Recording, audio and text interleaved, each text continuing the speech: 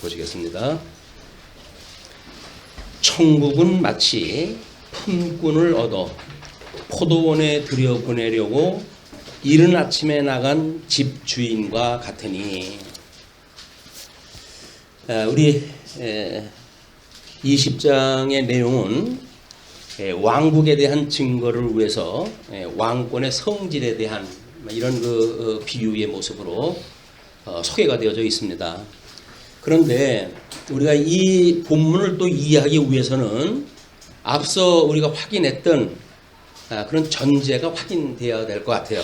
그것이 뭐냐면 마태복음 12장 8절에서는 예수님이 안식의 주인이라고 이렇게 설명이 되어졌고, 그리고 지난 시간에 19장 14절에서 어린아이 오는 것을 금하지 말라고, 그래서 하나님 나라는 어린아이와 같은 자들의 것이다 라고 이야기했다 했고, 그리고 30절에 이르러서는 먼저 된 자가 나중되고 나중된 자가 먼저 된다라고 하는 선언을 하셨어요. 그런 걸 종합해 가지고 이제 우리가 20장을 이해를 해야 되는데, 왕권에 대한 증거를 위해서는 우리가 또 한번 마태복음 11장 28절 29절 그 내용을 다시 상고해야 될 필요가 있습니다. 주님께서는 이제 무겁고 이게 힘든 삶을 살아가는 그 백성들한테 이제 나와 함께 멍에를 메고 배워라 이렇게 이야기를 합니다. 그러면 내가 너희를 쉬게 하겠다 이렇게 이야기를 해요. 그 쉬게 하겠다는 이야기는 12장에서 이야기하고 있는 안식의 주인으로서의 그런 그 이야기도 합니다. 그냥 예수님을 믿는다는 이야기는 한마디로 안식을 얻는다는 이야기예요. 우리 평안을 얻고 안식을 얻는다. 아마 우리 인생살이가 어떻게 보게 되면 먹고 사는 문제로 해가지고 우리 인생의 전부가 아닌가 이런 생각을 할 수 있을 수도 있어요. 그렇기 때문에 이렇게 직장이 있어가지고 직장생활을 하는 사람들은 이제 직장이 문을 닫기 전까지는, 아니면 거기서 내침을 받기 전까지는 그래도 안정적인 직장생활을 하죠. 그런데 그런 자리가 없는 사람은 보통 우리 시장거리 여기에서 이야기하고 있는 그 시장거리에 가가지고 장터에 가가지고 품꾼들을 갖다 보내고 그러는데, 인력시장이라고 하는 것이 있어요. 이제 우리나라의 인력시장. 거기에는 많은 사람들이 인력시장에 대기를 갖다 하고 있어요. 대기를 하고 있는데, 우리는 두 가지를 생각해 볼 필요가 있어요. 하나는 여기서 좀 품꾼이라고 했을 때에 품꾼의 노동에 대한 걸 생각을 하게 되죠. 그럼 노동이 힘들고 어렵고 하는 것은 틀림이 없어요. 왜냐하면 하나님께서 저주로 준 거기 때문에 그렇습니다. 땀을 흘리지 아니하면 먹고 살 수가 없다고 하는 저주를 갖다 주셨어요. 죄 아래 있는 그 범죄했던 아담에게. 그렇기 때문에 그런 그 노동에 대한 걸 생각해 볼 수가 있고, 그리고 또 하나는 우리 주님과 함께 지고 가는 멍에, 그것이 율법에 대한 이스라엘 백성들한테는 율법이라고 중요한 일이지만, 거기에서 삶을 통해 가지고 살아가는 방법도 마찬가지입니다. 우리 예수님과 함께 멍에를 메고 있다는 거예요. 그럼 그 멍에를 주님께서 숙달되어진 이제 조교로서 아주 신생아 같은 우리를 같이 멍에를 메고 지금 가면서 훈련을 시켜요. 끊임없이. 그러니까 우리는 예수님의 그런 노하우를 배우면서 신앙생활을 배워가게 되어지거든요. 그러니까 그런 우리가 옆에 우리의 짐을 대신 함께 지고 가시는 예수님과 함께 있다고 생각이 들게 되면 힘이 없다 이런 걸로 인해 가지고 우리 기죽을 일이 없죠. 그렇기 때문에 우리들이 지고 있는 그 노동은 우리 예수님이 나를 대신해서 멍에를 메고 간다고 하는 걸 배우는 구속의 은혜를 깨닫는 아주 놀라운 복음의 효능이에요. 그러니까 그냥 예수님을 모르게 되면 내가 노동 품 팔아가지고 먹고 살아야 되니까 노동의 강도가 높으냐 낮으냐, 시간이 기냐 짧으냐 이런 걸로 불만 가질 수밖에 없어요. 그러나 우리가 예수를 믿고 예수님과 함께 그 멍에를 맨다고 한다면 그때는 그것이 우리한테 무거운 게 안 돼요. 왜? 예수님께서 그 짐을 지고 가신다고 믿어지기 때문에 그렇습니다. 그래서 우리는 그렇게 믿게 되어지게 되면 예수님의 그 말씀대로 우리를 쉬게 하신다고 약속을 했으니까 쉼을 얻게 돼요. 노동을 하면서 쉼을 얻게 되어진다는 겁니다. 제가 이제 인력시장에 가가지고 주인들이 뽑아가잖아요. 일할 사람들 뽑아가잖아요. 제일 먼저 뽑는 사람은 힘있고 좀 힘 좀 쓰게 쓸만한 사람들을 뽑아가요. 저처럼 나이가 먹고 별로 이 능력이 없겠다 싶으면 처져가지고 제일 늦게 이제 불려가거든요. 그러면 첫사람이 불려갈 때와 그걸 기다리고 있는 노심초사하면서 기다리고 있는 사람의 입장에서 보게 되면 거기서 부름을 받는 것만도 은혜예요. 은혜. 야, 나를 불러줬구나. 그럼 나를 불러준 사람한테 내가 열심히 일을 갖다 해야지 라는 마음을 가지고 할 수가 있는 거예요. 그런데 만약에 그때 우리가 이제 초심을 잊어버리고 풍구를 따라가지고 일터에 갔어요. 가가지고 다른 사람들은 쉬운 일을 갖다 주는데 뭐 우리 초짜거나 뭐 이런 사람들한테는 막일을 시키잖아요. 그럼 뭐 자존심도 상하고 그러죠. 초심을 잊어버렸을 때 다른 사람이 안 불러줄 때 그 사람이 와서 날 불러줬는데 그러면 거기에 마음을 먹기는 내가 최선을 다해서 이 노동력을 갖다가 이제 봉사할 해야지 이런 생각을 가지고 있지만 다른 사람을 불러보면 이제 점점 속에서 뭐가 치밀어 올라와요. 왜 그럴까요? 마음이 바뀌어버렸어요. 이미 기본적인 건 이미 얻었거든요. 오늘 이렇게 하건 저렇게 하건 일당은 내가 벌었다 라고 하는 것이 확고하게 확립이 됐어요. 그게 보장이 됐어요. 근데 그 이후에 주인한테 잘하고 말고 할 이유가 없어요. 그게 우리가 칭의함을 받은 성도들이 구원을 받고 성화라고 하는 과정을 살아가는 그런 성도들의 삶하고 똑같습니다. 그런 그 모습이 똑같아요. 처음에 예수님은 우리가 구원의 은혜를 깨달았을 땐 콧물을 흘려가면서 감격의 기도도 하고 찬송도 하고 그랬어요. 근데 어느 정도 내가 이제 하나님의 나라의 백성이로구나 이렇게 되어져 가지고 보게 되면 뭐 맨날 교회만 나오라고 그래 뭐 맨날 뭐 성경을 읽으라고 그래 이런 걸로 자꾸 이제 스트레스가 쌓이기 시작을 해요. 그것이 바로 뭐냐면 초심을 잊어버린 거야. 우리가 예수님의 구원의 그 능력을 보고 깨달았던 구원의 감격을 잃어버렸을 때 우리는 신앙생활이 재미가 없어요. 그 좋은 세상에 나가게 되면 육신이 원하는 대로 하고 싶은 대로 할 텐데 교회에 오게 되면 어쨌거나 저건 우리한테 뭐 이렇게 저렇게 방해받는 일들이 많잖아요. 하고 싶은 거에 대한 눈치가 보이고 때로는 이렇게 해도 되나 뭐 이런 것도 생각이 되고 이것이 구원의 확신의 문제 때문에 그렇지만 어쨌거나 이제 교회 오게 되면 그런 생활이 불편해요. 그래서 교회 오는 것이 별로 재미가 없어요. 성도들 만나고 교제를 나누고 하는 것도 별로 재미가 없어요. 그러니까 이제 그 교회 생활이 재미가 없으니까 시간 좀 할 수만 있으면 떠나고 이렇게 하다가 보니까는 교회 생활 점점 멀어지고 신앙생활 멀어지고 이렇게 되어져 버리는 거죠. 그건 어쩔 수 없는 순서예요, 거기. 자, 오늘은 포도원 비유를 가지고 우리한테 주님께서 하시는 말씀이 전제가 앞에서 이야기했던 그런 여러 가지 전제를 가지고 특별히 20장에서는 무조건 선택이라고 하는 관점에서 우리가 한번 봐야 돼요. 우리는 전적으로 타락되어져서 사단의 종로를 타고 있었고 우리는 죽어있던 우리래요. 그 죽었던 우리를 주님께서 살리셨다는 겁니다. 그 살렸다고 하는 것이 무조건 선택인데 우리 뭐 잘한 거 조건 보고 우리한테 선택한 거 없어요. 그냥 하나님께서 무조건적으로 선택을 해주셨어요. 그게 우리 소위 은혜예요. 은혜. 내가 뭘 했다고?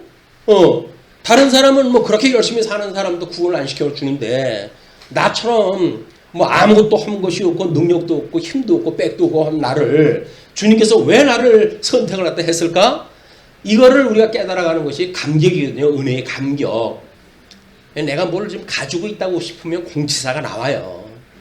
우리 아까 찬송도 했지만 우리 그때 모든 것이 없다고 생각을 했을 때 우리는 겸손해질 수가 있어요. 겸손해질 수가 있다. 그런데 그 여건도 하나님이 주신 거 아니에요, 우리한테. 모든 그 조건의 부유함도 하나님이 주신 거기 때문에 하나님께서 지금 유대인들의 조건이 그렇습니다. 아주 부유한 조건을 줬고 언약의 자손으로 해가지고 언약의 주체들이었어요. 전부 대상이었어요. 그러니까 구약 성경이 전부 그들의 조상의 이야기였었고 그걸 통해가지고 자기의 신앙생활을 하기 때문에 자부심이 이루 말할 수가 없어요.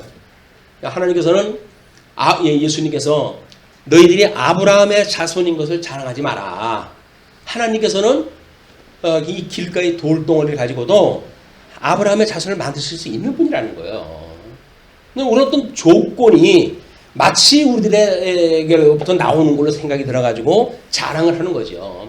네, 우리가 언약 자손이야, 아브라함의 자손이야, 이런 그 자부심이 하늘을 찔러요. 그런데 주님께서는 그러지 말라는 거예요. 왜냐하면 하나님이 인간을 만들어갈 적에는 아무것도 하나님 다 만드실 수가 있는 거예요. 지금 감옥에 들어가져 있으면서 화성에 연속사진을 갖다 했던 그 범인이라 할지라도 하나님 다 만들어 놓은 존재들이에요, 그게. 근데 그거를 우리는 저 인간 못돼가지고 저지른다고 이야기를 하잖아요. 못되기는 똑같습니다. 똑같아요. 하나님께서 우리를 놔버리게 되면 화성에 연속살인을 갖다 했던 그 범인이나 우리나 다를 바가 아무것도 없어요. 그걸 우리가 놓치게 되면 우리는 은혜를 잊어버리고 산다. 그래서 지금 이제 하나님 우리 주님께서 천국에 대한 설명을 갖다 해야 되는데 그거를 이스라엘 백성들이 알아먹을 이야기를 해야 될 거 아니겠어요? 그러니까 이스라엘 백성들이 알아들을 수 있다고 한다면 뭐예요? 그냥 구약 성경의 배경을 따라가지고 설명되어진 내용들이에요, 그게. 그러니까 여기서 포도원이라든지 포도원 주인이라든지 이거는 수많은 구약 성경에서 하나님과 그의 백성의 관계를 설명했던 방식이거든요. 그걸 놓치게 되면 우리는 윤리적으로 이걸 또 접근할 수밖에 없어요. 부분적으로 접근할 수밖에 없어요. 그래가지고 우리는 오류를 불러일으키게 되어집니다. 그렇기 때문에 부담스럽다 하실지라도 여전히 성경 전체의 개론의 내용을 주보에다 소개를 해드렸어요. 예, 그거를 바탕으로 해서 우리가 이걸 확인했다 해야 됩니다. 자, 우리 하나님께서는 모세 오경을 통해 가지고 이 오경을 통해 가지고 아브라함의 그 아들들을 애굽에 400년 동안이나 종노릇을 하게 하시고 이거로부터 불러내게 하셔가지고 그리고 이 언약자들한테 여기서 계명을 주셨어요. 이 계명은 신약성경에서 이야기하는 것도 마찬가지지만 위로는 하나님을 사랑하고 이웃을 내 몸을 사랑하는 이야기예요.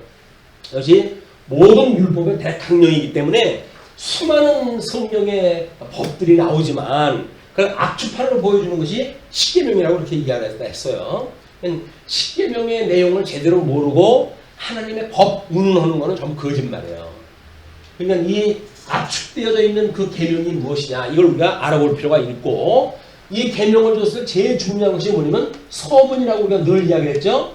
서문에 기록되어져 있는 것이 뭡니까? 10가지 항목 중에 앞에 서문을 제시했다 했는데 이거는 내가 너희들한테 이것을 주는 것은 우리 하나님께서 이 열조와의 언약을 기억을 하시고 애굽에서 종노릇한 너희를 불러낸 여호와인 줄 알게 하시기 위해서 이 계명을 주신다는 거예요. 그러니까 우리가 여기서 예수님 오시고 이제 그걸 다 구약 성경에 이거를 이제 성취하시죠. 그리고 살아가는 우리들도 여전히 하나님을 깨달아가도록 이걸 하는 거예요. 이걸 역사 섭리가 개인의 우리들의 어떤 욕구 그 충족으로 살아가는 것도 아니고 우리들의 육체적인 소욕을 따라가지고 그것이 목적도 아니다. 여전히 우리는 저 하나님을 경외하고 이걸 영화롭게 하고 그리고 이분만으로 우리는 이 땅에서 기뻐하는 일들, 범사에 우리가 기뻐하는 일이야말로 인생의 본분이란 말이에요.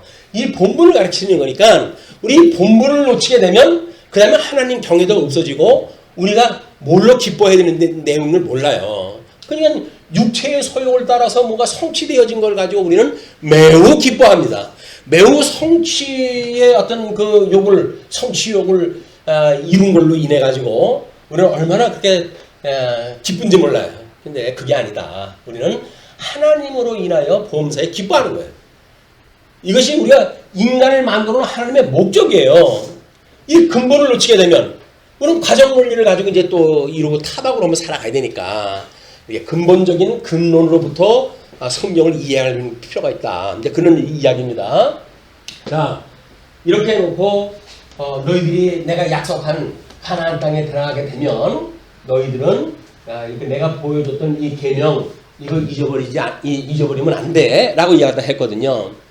근데 뭐 우리 아는 대로 이제 창건, 분국, 유수, 회복 이것이 구약성경에 전부 논리라고 했어요.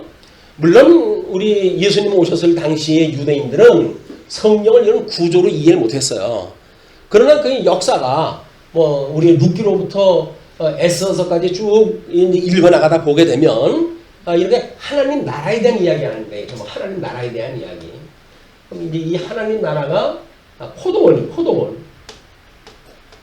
그리고 이 포도원의 주인이 하나님 나라를 약속했었던 우리 하나님이죠. 이 하나님이 이 포도원의 주인이란 말이에요. 자, 이런 배경을 이스라엘 백성은 잘 알아요. 성경을 잘 알기 때문에 성경에 이야기하고 있는 포도원 비유라든지 이런 걸 보게 되면 지금 20장에서 설명하는 걸 그 사람들은 이미 역사적 배경을 다 알고 있는 사람들이에요. 자, 그렇게 놓고 우리가 2절을 한번 읽어봅니다. 그가 하루 한 데나리온씩 여기서 이제 품꾼한테 주는 삭. 이 삭이 소위 여기서 말하고 하는 한 데나리온. 우리가 지난 시간에는 1만 달란트 빚진 자들에게 이걸 탕감을 하고 100데나리온 빚진 자에 대한 이 100데나리온 빚진 자에 대한 그 관계를 가지고 죄에 대한 용서를 공부를 했다 한 바가 있잖아요. 그러니까는 이 한 데나리온이라는 이야기는 이게 하루 먹고 살 만한 이야기, 이 금액이 하루 먹고 살 만한 금액이에요, 이게. 그런데 이 한 데나리온씩 약속을 했다 했어요.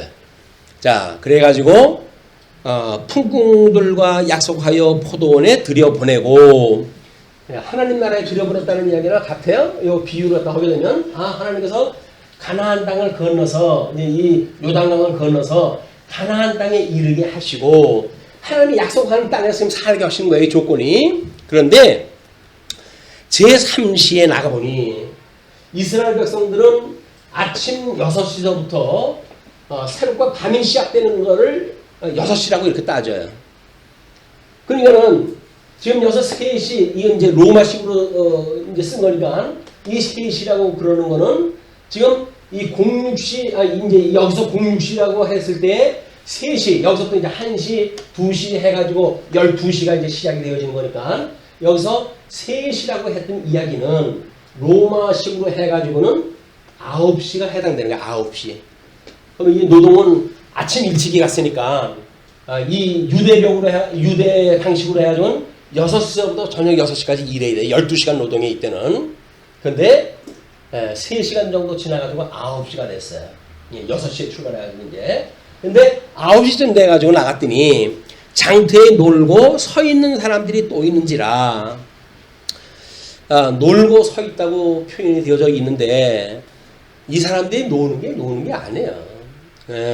왜? 자기가 이게 품값을 못 벌게 되면 가족들이 굶거든요. 그럼에도 불구하고 여기에 초청을 받아가지고 이쪽 일을 하지 못하고 그 이야기야. 논다는 이야기는 하나님의 약속한 땅에 들어가지 못하고 그런 거 개념이지. 이것이 마치 뭐 이렇게 시장에서 우리가 다른 사람들은 이러는데 뭐 술이나 먹고 뭐 이렇게 적당히 시간을 보내는 그런 개념이 아니란 말이에요. 거기에 이제 그 놀고 서 있는 사람들이 또 있는지라 그들에게 이르되 너희도 포도원에 들어가라. 내가 너희에게 상당하게 주리라 하니 그들이 가고 한 데나리온이라고 하는 그 이야기는 안 하고 상당한 품값을 이야기해요. 상당한 품값. 그래놓고 제6시와 9시, 제6시와 제9시 얘도 또 나와 그와 같이 하고 제11시에도 제11시 11시라고 한다면 끝나기 1시간이에요. 노동이 낮 시간 노동이 끝나기 1시간 전인데 제 11시에도 나가보니 서 있는 사람들이 또 있는지라 이르되 너희는 어찌하여 종일토록 놀고 여기 서 있느냐 이르되 우리를 풍군으로 쓰는 이가 없음이니라 이르되 너희도 포도원에 들어가라 하니라. 우리는 이스라엘 백성들의 이 어떤 역사를 보게 되면 우리 뭐 현대의 사람들에게도 복음을 증가하죠. 예수님 믿고 구원 받으세요 라고 이야기하게 되면 저도 뭐 교회에 반대하지 않습니다. 그러나 지금은 바빠서요. 그리고 제가 할 일이 없을 때 이제 죽을 나이 받아놓으면 그때 나가서 구원을 받죠 라고 이야기해요. 보통 하는 사람이 농으로 하거나 진짜로 하거나 그런 사람들이 많아요. 그 이야기는 지금 교회에 들어와서 이런 사는 삶이 기뻐할 수 있는 삶이 아니라 여기서 생고생한다고 하는 개념을 가지고 있는 거예요. 돈 벌어가지고 내가 연보해야지, 거기다가 뭐 시간 내가지고 교회 출석해야지, 내가 봉 잘 필 일이냐? 라는 생각을 가지고 있는 사람들은 교회 생활이 부담스러운 거예요. 아니 여기서 내 자유롭게 살아야 되는데 왜 여기 들어와가지고 내가 부담스럽게 살아? 라는 생각을 가지고 있는 것이 보통 복음을 모르는 사람들의 특징이에요. 복음을 아는 사람들이야 주님의 몸된 교회의 가치도 알고 의미도 알고 그래서 우리가 신앙생활을 갖다 해가는 즐거움도 있고 그러지요. 그러나 복음을 모르는 사람들은 그냥 억지로 끌려오니까 끌려와가지고 뭐 알아듣지도 못하는 이야기를 1시간 내놓고 막 들어야지 이러니까는 아주 싫은 거야. 그것도 뭐 재미난 이야기나 좀 해주면 어때요? 시사의 이야기 또는 뭐 인문학적으로 해가지고 뭐 철학적 이야기 뭐 이런 걸 덜어덜어 해주게 되면 그래도 뭐 들만한 게 있네 라고 듣겠지만 내가 모르는 이스라엘 역사를 가지고 모든 내용을 설명을 하고 이거 보통 문제가 아닙니다. 그 어른들한테는 좀 제가 죄송하기도 한데 뭐 우리 가끔은 제가 내려가면 저한테 처음에 질문하시는 분이 그래도 한 분밖에 없어요. 우리 김 집사님이 그 내용이 뭡니까? 라고 물어보는 분이 궁금하니까 1시간 내내 들었잖아요. 들었으니까 그 뭔데 그 말귀를 못 알아듣겠네. 그 단어가 뭘 뜻하는 거지? 라는 게 있으면 메모를 갖다 했다 물어보셔요. 근데 뭐 다른 분들은 다 알아들으시니까 물을 필요가 없잖아요. 다 알아들으시는 분들이니까 또 다 알아들으신다고 생각을 하고 지금 설명을 하고 있으니까 뭐 그런 아마 질문이 없다고 저는 생각이 듭니다. 그런데 지금 3시에 갔던 사람이 땡 잡은 사람일까요? 11시에 간 사람이 땡 잡을 건가요? 아니면 새벽 6시부터 간 사람이 땡 잡은 걸까요? 노동의 가치를 인정한다고 한다면 또는 우리가 삶의 의미를 깨닫는다고 한다면 우리는 일찌감치 가가지고 배운 것이 얼마나 가치 있는 일이에요 이게. 근데 그렇지 않은 거예요. 이 신보가 이제 나와요. 뭐라고 나오냐면 이르되 우리를 풍군으로 쓰는 이가 없음이니이다. 7절 이르되 너희도 포도원에 들어가라 하니라. 저물매 그 이야기가 이제 저녁 뭐 이스라엘 사람들로 해가지고 6시가 가까이 온 거예요. 그 포도원에 들어가니라. 그러니까 포도원 주인이 청지기에 이르되 풍군들을 불러 나중 온 자로부터 시작하여 먼저 온 자까지 삭슬 주라 하니 처음부터 뭐 한 데나리온 약속되어진 거니까 여기다 한 데나리온 주면 문제가 없었어요. 이거 받고 여기서 나중에 온 사람 얼마나 줄까 보자 해가지고 지키고 있겠어요? 돈 받았으면 가지? 근데 주님께서 이 사람부터 주라는 거예요. 이 사람부터. 그러니까 이 사람은 어차피 돈 받을 때까지 기다려야 될 거 아닙니까? 꼭두 새벽서부터 온 사람은. 그러니까 다 이제 본 거야. 아 그래? 그럼 11시에 온 사람은 얼마나 줄까? 난 한 대나 놓으니까 여기서 뭐 12분의 1은 그렇고 뭐 10분의 1만 준다고 하더라도 나보단 훨씬 적겠지? 라고 이제 속으로 생각할 수 있을 거예요. 상대적인 비교를 해가면서. 그런데 제11세에 온 자들이 와서 한 데나리온씩 받거늘. 아차 11시에 왔는데 한 데나리온을 받은 거예요. 그렇게 받거늘 먼저 온 자들이 와서 더 받을 줄 알았더니 약속된 거 아니에요. 자기네들이 착각을 한 거예요. 받았더니 그들도 한 데나리온씩 받은지라. 이게 웬일이에요. 여기다 줘가지고 그렇다면 나는 뭐 이 사람에 비해 가지고 뭐 10배는 바라지도 않고 한 2배만 준다고 하더라도 이게 얼마냐. 오늘 그래도 땡 떴다. 이러고 생각을 하고 있는데 달랑 한 데나리온을 주는 거예요. 그러니까 그들이 받은 후 집주인을 원망하여 이르되, 원망이 이게 도대체 어디서 나온 겁니까? 이게 객관적으로 어디서 떨어진 게 아니에요. 타락되어져 있는 인간 속에서 이게 만들어지는 일들이거든요. 신부가 고약하다라고 이야기하다 하는데, 신부 고약한 거 어디서 이렇게 하늘로 뚝 떨어지는 거 아니에요. 우리 내면 세계, 하나님을 모르고 죄 가운데 있는 인간이기 때문에 나오는 것마다 악이 나오게끔 되어져 있는 거거든요. 그렇기 때문에 우리가 하나님의 은혜를 구하는 겁니다. 하나님의 은혜가 아니면 안 돼요. 근데 그걸 하나님 은혜를 제껴놓고 상대적으로 그 행위의 주체자만 보고 저 인간 저럴 수가 있어, 어쩔 수가 있어 라고 하는 그런 그 이야기는, 그것이 주관자를 봐야 되는데 주관자를 보지 않는 우리들의 우맹이다 라고 이야기를 했어요. 우리는 행동의 주체자는 어떻게 보게 되면 하나님 앞에서는 책임을 받죠. 이제 심판을 받지만 인간이 심판할 것이 아니에요. 인간은 하나님의 은혜로 지금 살아가는데, 다른 사람이 하나님의 은혜를 갖다가 못 받아가지고 죄를 지고 살아간다. 그럼 우리가 그걸 불쌍히 여길 대상이지, 어떻게 그것이 우리 비난의 대상이 될 수가 있겠어요. 그러니까 하나님의 은혜를 깨닫는 일은 이런 일로부터 해가지고 사랑을 깨닫게 되어지는 겁니다. 요한 2서에 보게 되면, 내가 너희들한테 계명을, 너희들을 사랑한 것처럼 너희들도 서로 사랑할까 하는데, 너희들한테 주는 이 계명은 주님께서 말했던 새 계명을 너한테 말하는 게 아니다. 이거는 저기 먼저부터 있었던 거라는 거예요. 있었던 것. 그 우리는 어떤 착각이 있느냐면, 예수님이 오셔가지고 우리 십자가에 돌아가시면서 뭐라 그래요? 다 이루었다 그러잖아요. 다 이루었다.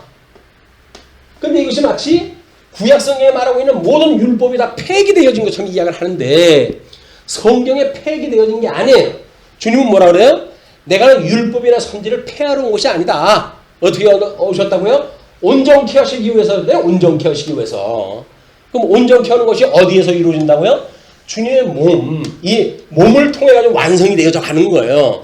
그래서 예수님 다시 오실 때, 재림하셨을 때, 우리 요한계시록 공부할 때 뭐라 그래요? 요한계시록 다 끝이 나니까 주님께서 또 다 이뤘다 그러잖아요. 다 이뤘다. 아니, 여기서 이루신 건 뭐고 여기서 이루신 건 뭐예요? 그 복음을 잘못 이해하게 되면, 이 서신서에 기록되어져 있는 우리 그 예수님에 대한 것만 우리가 알고, 예수님으로 인하여 내가 구원받았어 라고는 과거형으로 끝나버리고 마는 거예요. 근데 마침 성경을 전체로 우리가 통속적으로 이해를 하다 보니까, 우리 주님께서 모든 걸 구약을 다 이루시고 승천하셔서 그의 성령을 보내주셔가지고 천상에서 주님이 어떤 일을 갖다 하는지를 성령을 통해서 깨닫게 하시는 거 아닙니까? 이 성도들한테. 성령께서 우리한테 증거하시는 내용을 보니까, 주님의 몸된 교회는 여지껏 주님이 오실 때까지 우리를 불러내신 하나님께서, 우리가 이제 이렇게 청함을 받은 사람은 많은데, 이 청함을 받은 사람들 중에 우리를 택하심을 입은 사람들이 누군지에 대한 거를 뭘로 이해한다고요? 재림 올 때까지 우리를 주님께서 견인을 갖다 하시는가, 이 이야기야. 견인을 갖다 하시는가. 주님의 몸된 교회를 견인한다고 하는 것이 택함을 받은 자들의, 이기는 자들의 이 은혜란 말이에요. 이기는 자. 주님과 함께 우리가 싸워서 이긴 자들. 우리는 성경을 통해 가지고 우리 요한계시록의 내용을 확인했다 하게 되면, 우리는 이게 전부 이긴 자예요. 이긴 자. 우리 이제 이긴 자에 대한 그 복이 쭉 나오잖아요. 그것이 요한계시록 통해 가지고 성취가 됐단 말이에요. 성경의 내용을 우리가 믿는다고 한다면 우리는 이긴 자라고 하는 믿음을 가지고 세상을 살아가는 거예요. 이겨가겠지라고 하는 것이 아니라 믿음의 세계로 해서는 이긴 자로서 믿음의 세계에 사는 거예요. 그러나 여전히 연약한 육신의 몸을 입고 있기 때문에 성령의 소유로만 살아가는 것이 아니라 육체의 소유로 살아가는 부분들이 있어서, 믿음의 세계는 우리가 온전케 하시는 주님으로 인해 가지고 이긴 자라고 성경에 계시되어 있는 걸 믿지만 육체적으로 해가지고는 내가 내 거라는 일을 보니 이긴 자가 지금 못 되는구나 이렇게 믿어지는 거예요. 끊임없이 믿어지는 거예요. 그래서 우리 주님 앞에 늘 기도하는 거예요. 쉬지 않고 기도하는 거예요. 우리를 제발 좀 온전케 해주세요. 주님 형상 닮아가게 해주세요. 근데 우리가 주님이 얼마나 우리한테 은혜로운 분인지 고백하지 않습니까? 그분을 닮고 싶어요. 주님 우리를 당신 닮게 해주세요 라고 하는 것이 성도들의 소망의 기도예요. 소망의 기도. 왜? 아직은 안 되니까. 그럼에도 불구하니까 우리가 육신의 소욕을 이때가지고 주님 버리지 않는 거는 틀림없지요? 라고 하는 걸 우리가 고백하면서 살아간단 말이에요. 이 복음이 뭐가 어려운지 우리 종교개혁 500년이 지난데도 불구하고 칭의와 성화라고 하는 그 이론으로 해가지고 얼마나 많은 논리들을 갖다 제시했다 하는지 몰라요. 왜 그럴까요? 전부 파편적으로 보기 때문에 그래요. 하나님 우리들한테는 특별히 통섭적으로 통전적으로 성경을 이해할 수 있는 시야를 갖다 주었단 말이에요. 부분적으로 보는 사람은 안 됩니다. 우리 어떤 교계 신문을 하다 보니까 요즘은 이제 교계도 두 쪽으로 쪼개졌어요. 이제 어떤 사람이 토론을 갖다 제의를 갖다 했어요. 동성애라고 하는 그 이야기가 동성애가 아니라 이게 소년애라고 하는 그걸로 바꿔야 된다. 이렇게 제시가 되어진 거예요. 이제 왜? 그때 히랍이라든지 이 로마 제국의 그 문화가 이 소년애라고 하는 것이 만연했던 때 아닙니까? 이제 철학을 하는 사람들이 나이 어린 소년들을 자기의 어떤 그런 그 사랑의 대상을 삼고 이런 이야기를 했기 때문에 동성애라고 하는 거를 쓰지 말고 소년애라고 하는 걸 쓰자. 그러니까 여기 찬반 이론이 나올 거 아니겠어요? 가만히 보니까 이 사람이 단어 하나에 몰입이 되어져 가지고 모든 성경을 자기 맘대로 이걸 번역을 해가는 거 아니에요? 이제 이걸 그게 아니다. 로마서에 보게 되면 이거는 우리가 죄 아래에 있었다고 하는 그거를 이야기하는 거고 인간의 불이라고 하는 그 이야기는 모든 죄 심지어 수근수근 되어지는 것도 똑같은 죄라고 이야기를 하는 거다. 이렇게 이야기를 했어요. 수근수근 되어지는 거랑 동성애랑 달라요? 죄가 아닙니까? 이거는 죄고 수근수근 되는 건 죄가 아닌가요? 후용을 또 하는 건 죄가 아닐까요? 그 다 죄예요. 근데 그게 죄라고 그러면 우리가 살기가 힘들잖아요. 그것까지 죄라고 그래? 이렇게 되어지니까. 근데 동성애가 죄라고 그런다면 나는 아니잖아요. 그러니까 여기에 깃발을 드는 거예요. 한국 근본주의자들이 동성애라고 한다면 지금 치를 떨고 지금 합니다. 아주 주님을 사랑하는 사람들처럼 이야기를 하죠. 근데 이 사람들은 주님께 이런 복음을 모르는 사람들이에요. 모르는 사람들이에요. 이런 데서 우리가 은혜를 깨닫는데 이 죄가 은혜를 깨닫기 위해서 주신 건데 은혜를 깨닫게 되어지는 일이 돼야지 남을 정죄하는 일로 이거 되면 되겠습니까? 복음을 모르는 사람이 되니까요. 근데 그게 다예요. 한국교회 둘로 잘라진 거는 이걸 인정하느냐 인정하지 않느냐 둘로 나눠져 버린 거예요. 근데 그게 아니다.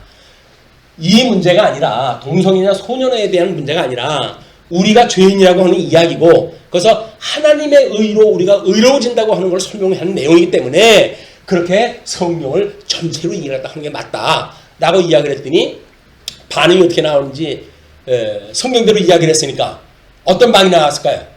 좋아요 좋아요 했을까요? 싫어요 싫어요. 왜?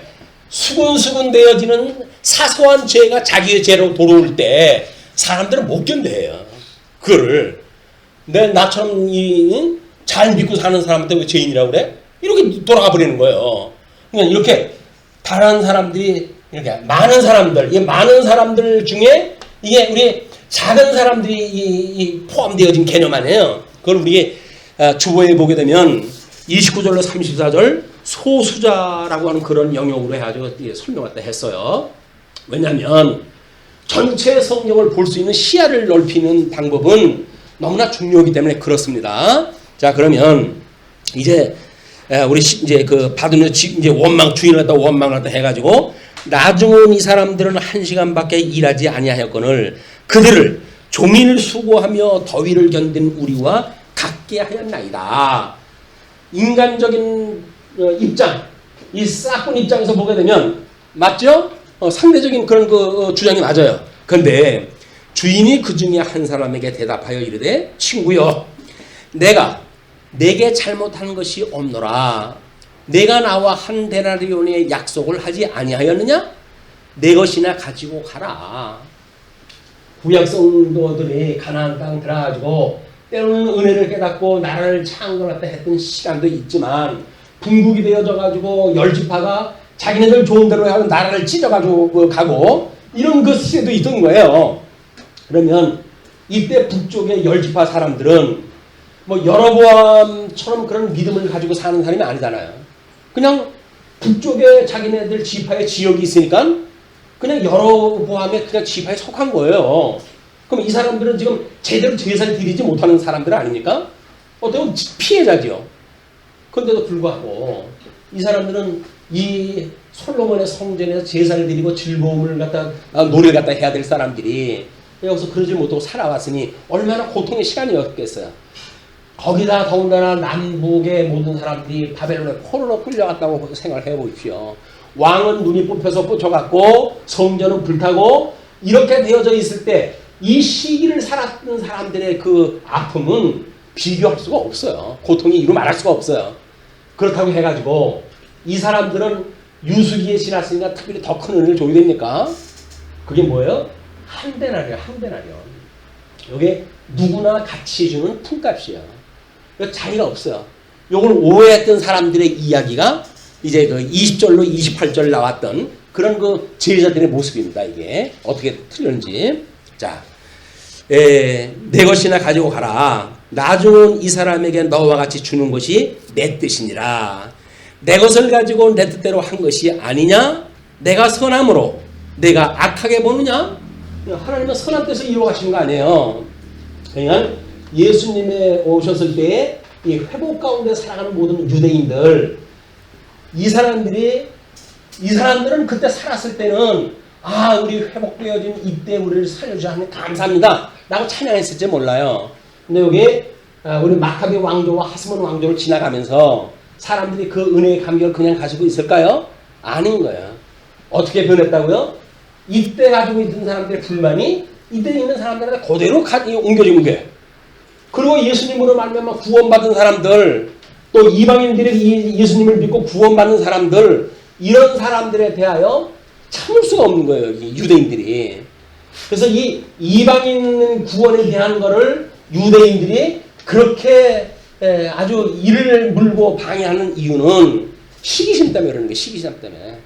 우리가 어떤 고생을 해가지고 나라를 지금 이걸 이루어왔는데, 쟤네들은 언약의 외인이었었는데, 쟤네들이 뭐라고 구원을 갖다 받는데, 해가지고 완전히 괴돼지 취급을 갖다 하고 이런단 말이에요.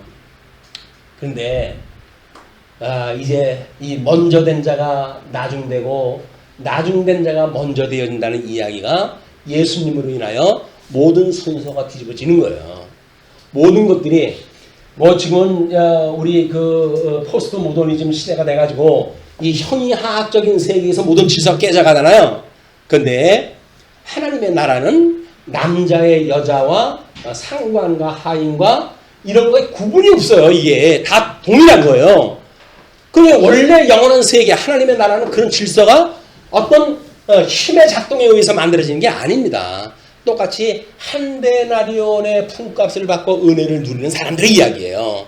그걸 왕관을 우리가 내리고 라고 했던 찬송의 내용입니다. 우리가 받았던 그런 면류관 전부 한 데나리온의 이 면류관이에요. 그거를 그래도 나는 받을 이유가 없습니다 해가지고 주님 앞에 우리 내려놓는 것이 요한계시록의 그 그림이란 말이에요. 자, 17절. 네, 17절부터 내용이 세 번째 순환의 예고로 사망을 이기는 권능을 말하십니다. 이것이 이제 예수님이 모든 걸 대변하는 그런 그 이야기예요. 예수께서 예루살렘으로 올라가려 하실 때에 12 제자를 따로 데리시고 길에서 이르시되 보라 우리가 예루살렘으로 올라가노니 인자가 대제사장들과 서기관들에게 넘겨짐에 그들이 죽이기로 결의하고 이방인들에게 넘겨주어 그를 조롱하며 채찍질하며 십자가에 못 박게 할 것이나 제3일에 살아나리라. 복음에 대한 걸 이야기를 하죠. 이거는 이미 아담 때로부터 약속되어졌던 거예요. 이 아담 때부터 약속되어졌던 그걸 지금 실체적으로 이루신다는 이야기인데 예수님은 이 약속을 하시고 지금 6월절 예루살렘으로 들어가시는 중이거든요. 이 놀라운 선언을 갖다 하시고 마지막 세 번째 이제 그 선언입니다. 그러면서 20절 장면이 바뀌어가지고 세베대의 아들들의 예로 주권이 아버지께 있음을 말하십니다. 그때의 세베대의 아들의 어머니가 그 아들들을 데리고 예수께 와서 절하며 무엇을 구하니 예수께서 이르시되 무엇을 원하느냐 이르는 나의 이 두 아들을 주의 나라에 하나는 주의 우편에 하나는 주의 좌편에 앉게 명하소서. 예수께서 대답하여 이르시되 너희는 너희가 구하는 것을 알지 못하는도다.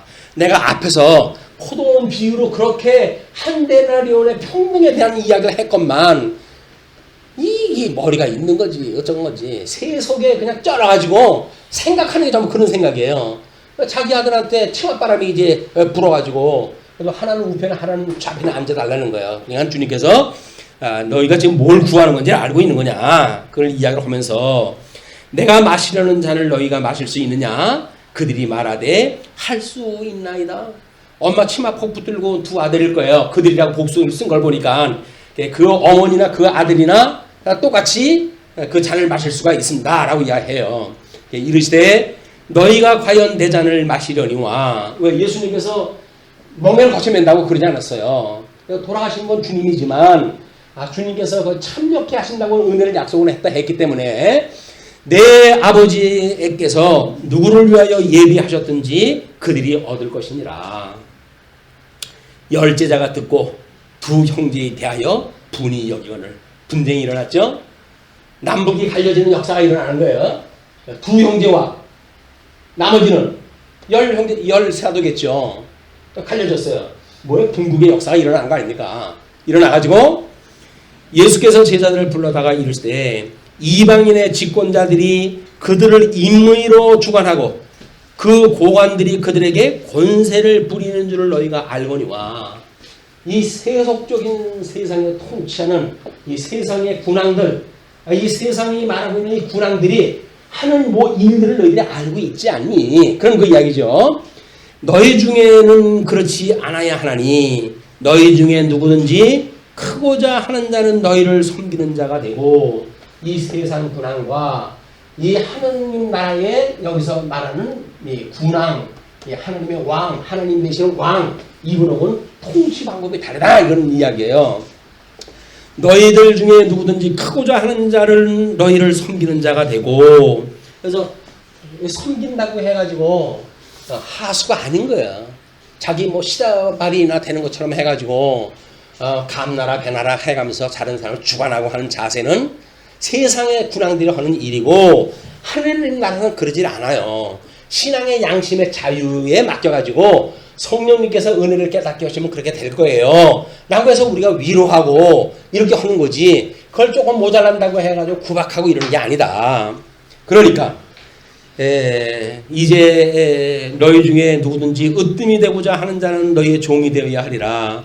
인자가 온 곳은 섬김을 받으려 함이 아니라 도리어 섬기려 하고 자기 목숨을 많은 사람의 대속물로 주려 함이니라. 우리 대속물로 주려고 이 땅에 오셨다는 겁니다. 비하의 신분 그걸 이야기를 하는 거죠. 그러면서 이제 끝으로 29절로 34절 여리고의 두 맹인의 예로 왕이 다윗의 자손임을 증거하십니다. 자, 그들이 여리고에 갈 때 큰 무리가 예수님을 따르더라. 맹인 두 사람이 길가에 앉았다가 예수께서 지나가신다 함을 듣고 소리질러 이르되 주여 우리를 불쌍히 여기소서 다윗의 자손이여 하고 외쳤어요. 그렇게 하니까 무리가 꾸짖어 잠잠하라 하되 더욱 소리질러 이르되 주여 우리를 불쌍히 여기소서 다윗의 자손이여 하는지라. 다윗의 자손이라는 이야기는 뭐예요? 우리 예수님은 혈통적으로는 이미 이 다윗의 자손으로 오셨다는 거 아닙니까? 그러면 하나님께서 약속하셨던 이 가나안 하나님의 나라의 군왕이 되어졌던 다윗은 여기서 힘 있는 자의만 왕입니까? 힘이 없는 자의 왕은 아닙니까? 여기서 소경이라고는 소수자의 왕은 안 되나요? 다수자의 왕만 되는 겁니까? 아니잖아요. 우리 다윗의 이 이스라엘의 왕이라는 이야기는 여기에 어떤 사람도 다 보호해야 될 의무가 있는 거예요. 왕으로서. 자기 나라 백성인데 어떤 사람은 우습게 죽거나 말거나 내버려 두고 어떤 사람은 돈 많다고 해가 살려주고 이런 거는 나라가 아닌 거예요. 이게 뭐 워낙 세상이야 어두운 세상이니까 그렇지만 주님의 몸된 교회에서 그러면 안 되는 거다. 주님의 몸된 교회는 모든 사람들이 다윗의 왕 신하들이에요. 그런데 거기서 충성도 높은 사람은 자기 신하고 충성도가 적은 사람은 자기 신하가 아닙니까? 그게 아니란 말이에요. 그럼에도 불구하고 지금 무리들은 꾸짖어 잠잠하라 하되 그 사람이 더욱 소리질러 이르되 주여 우리를 불쌍히 여기소서 다윗의 자손이냐 하는지라. 예수께서 머물러 서서 그들을 불러 이르시되 너희에게 무엇을 하여 주기를 원하느냐? 소원을 묻잖아요. 자기를 갖다 찾으니까. 당신은 다윗의 자손 아닙니까? 그럼 이스라엘의 왕으로 오신 거 아닙니까? 그렇다고 한다면 눈먼 우리 두 사람에게도 왕인데 우리를 불쌍히 여겨주는 거 당연한 거 아닙니까? 라고 자기 주장을 이야기를 하는 거예요. 그랬더니 이르시되 주여 우리의 눈뜨기를 원하나이다. 예수께서 불쌍히 여기사 그들의 눈을 만지시니 곧 보게 되어 그들이 예수를 따르니라. 소수자라 할지라도 예수님을 받는 구원의 주님의 몸된 교회에서는 누구도 제척상이 될 수가 없어요. 아니 수군수군 되는 자는 내버려 두고 여기서 소수자라고 해가지고 그걸 무시하고 그러면 됩니까? 교회가? 안 되는 거예요. 교회가. 그냥 만연하잖아요. 그게 만연하잖아요. 왜 그래요? 똑같은 성경을 보는데 왜 그 사람들은 그걸 반대할까요? 이거를 인정하게 되면 법률에 나오게 되어지고 법률에 나왔음에도 불구하고 목사가 동성애는 죄입니다 라고 선언하는 순간 그 선포하는 자가 목사가 걸려 들어가잖아요. 법에. 자기 걸려 들어갈까 봐 그러는 거예요. 자기 걸려 들어갈까 봐. 자기 복음 전하다가 자기 끌려 들어갈까 봐 그러는 거지. 정말 동성애자를 미워하거나 그런 건 개념이 없어요. 아니 법적으로 해가지고 이거 비판하면 안 된다라고 법령이 만들어졌는데 그 뒤에 목사가 동성애는 죄인입니다 라고 이야기하면 어떡할 거예요? 그럼 동성애 이 소수자가 그럴 거 아닙니까? 저 양반 지금 법에도 이 제정이 된 데도 불구하고 우리 죄라고 이야기했다 라고 고발하면 걸려 들어가는 거예요. 그러면 이게 싹군 목자가 아니라 진짜 목자라고 한다면 걸려 들어갈지언정 진리라고 하면 진리로 이야기를 해야죠. 법이 만들어져가지고 그건 잘못됐다 라고 이야기하는 것이 아니라 그들도 우리 구원의 대상이고 주님의 그런 그 은혜를 받을 자들이고 주님의 몸된 교회의 이론입니다 라고 이야기를 해야 그 사람들을 이 구원을 시킬 수 있잖아요. 그런데 이거를 만약에 죄인이라고 이야기를 하게 되면 그 순간에 이제 이 법정으로 끌려가니까 그게 무서운 거예요.